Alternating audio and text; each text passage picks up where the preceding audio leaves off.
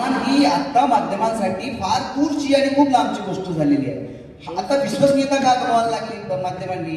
तर माध्यमांची आम्हाला जाऊन तपशिलात जावं लागेल आणि माध्यमांच्या इतिहासात शिरावं लागेल की समाजभानाच्या संदर्भात आम्हाला वेगळा परिसंवाद घ्यावा लागतो आहे. याचं कारण काय आहे? याचं कारण हे स्पष्ट आहे की माध्यमांमध्ये समाजभान उरलेलं नाही आहे, स्पष्ट दिसायला लागलं आहे. जेव्हा की माध्यमांची निर्मितीच मुळात समाजभान जपण्यासाठी झाली होती. जर तुम्ही इतिहासात मागे गेलात अध्यक्ष महोदय तर तुमच्या असं लक्षात येईल. अर्थात तुम्ही माझ्यापेक्षा सिनियर आहात, 10 पुस्तकं जास्त वाचलेली असतील, त्याच्यामुळे तुम्हाला ही माहिती आहे की ज्या वेळेला टिळकांनी केसरी काढलं, त्या केसरी काढण्याच्या निर्मिती मागचा जो उद्देश होता तो अर्थातच समाजभान होता. गांधींनी जेव्हा हरिजनचा आधार घेतला त्यावेळेला तो हरिजनचा आधार घेण्यामागचा जो कारण होतं, मूळ कारण तेच मुळात समाजभान होतं, समाजभान जागृतीचं होतं. बाबासाहेबांनी मूकनायक काढलं किंवा बहिष्कृत भारत काढला, त्या निर्णयापर्यंत बाबासाहेब गेले, ते याच्या मागचं कारणही समाजभानाच्या जागृतीचं होतं.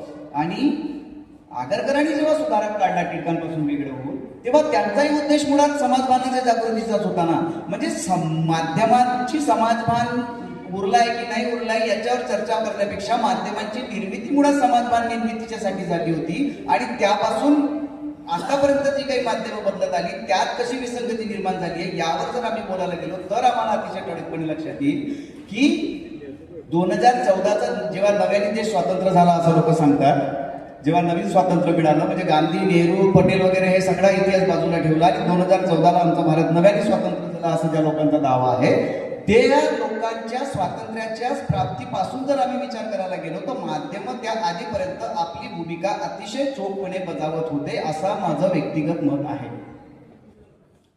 माध्यमांच्या विश्वसनीयतेचाही प्रश्न निर्माण झाला नव्हता आणि माध्यमांनी समाजभान सोडलं की नाही अशा विषयावर परिसंवादाची गरज तेव्हा कधीही पडत नव्हती.